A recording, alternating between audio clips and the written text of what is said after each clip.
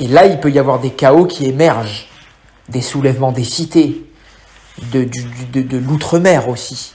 Je vous avoue que j'ai fait le thème de beaucoup de gens en Guadeloupe, en Guyane, et je pense qu'à partir de l'été 2025 et du début 2026, ce sont des endroits qui vont totalement partir en roue libre, même si on pourrait avoir déjà d'énormes prémices sur les printemps-été 2024. À un des niveaux apocalyptiques rarement vus, le sentiment qui domine aujourd'hui chez nos compatriotes, c'est un sentiment d'effarement devant l'effondrement de l'État régalien. J'étais il y a quelques jours à Mayotte, où j'ai rencontré des femmes qui sont mobilisées dans des collectifs pour dénoncer les violences. Elles m'ont dit, si l'État n'est pas capable de rétablir l'ordre public, alors il faudra s'armer et nous devrons rendre justice nous-mêmes. Voilà où on en est à Mayotte. Regardez où nous en sommes. En Nouvelle-Calédonie, 2 policiers qui sont morts, plusieurs morts parmi d'ailleurs les indépendantistes, et puis des centaines de blessés, une île qui est pillée, dévastée, et 2 gardiens de prison, 2 agents pénitentiaires qui ont été froidement abattus. Cela donne finalement une image terrible d'un État qui semble avoir totalement perdu le contrôle.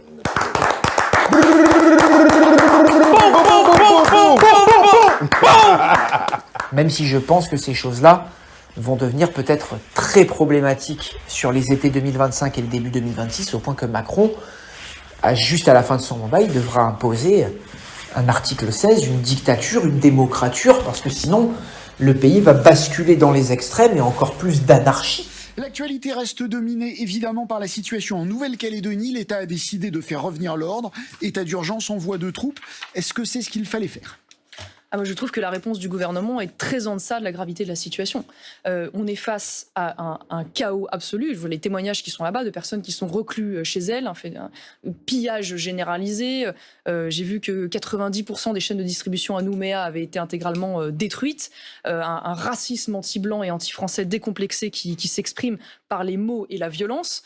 Et on a, je le rappelle, sur place, 1600 policiers et gendarmes qui sont dans une situation d'épuisement, et le gouvernement envoie 1000 forces de l'ordre supplémentaires qui vont être quasiment en remplacement de ceux qui sont sur place.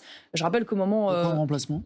Parce que la plupart, justement, sont dans une telle situation d'épuisement qu'ils ne pourront pas continuer à assurer leurs fonctions. Donc je crois qu'on est très en deçà de ce qu'il faudrait en termes d'effectifs pour ramener le calme et l'ordre. Et je crois que manifestement le gouvernement n'a pas pris la mesure. Il y a besoin de policiers en métropole aussi. Il y a la flamme olympique, il y a des événements tout le temps.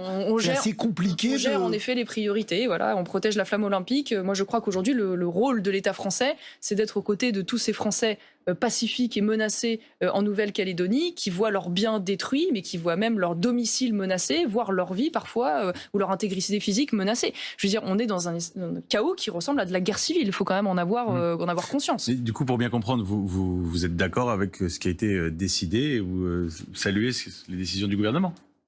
Moi, je considère que, je vous dis, la réponse est en deçà de ce qu'il faudrait faire. Je considère qu'il faudrait des effectifs militaires. L'armée, il fallait envoyer l'armée. Il faudrait des effectifs. Il y a une partie de l'armée qui est présente sur place pour protéger les infrastructures, mais qui est, selon moi, insuffisante. Plafond de verre, on éclate la vitre. Tu t'enterres dans les infamies. Ça TikTok sec, je suis les attardés. Le rêve français pour les apatrides. Tu pas ton frère, des Omagali. Appelle-moi père devant tes amis. Tu me parles hôtel, tu me racontes ta vie. Moi, je baisse ta mère sans le kit main libre. RAF de tes lip dub, au programme gros bid des petites dubs. Même vocabulaire que Titeuf, populaire que dans ton immeuble. Fais l'hélico sur ta petite sœur, le ridicule pour un petit buzz. Je mets le réticule sur ton petit cœur, tu finis cul nu sur Twitter. Média Marcel pour me dire que les blancs, c'était mieux avant. Puis ça baisse, esprit mourant, les nouveaux savants. Du foin à donner aux tout venants, sans aucun talent. J'ai moins d'abonnés que toi pourtant, je fais plus d'argent.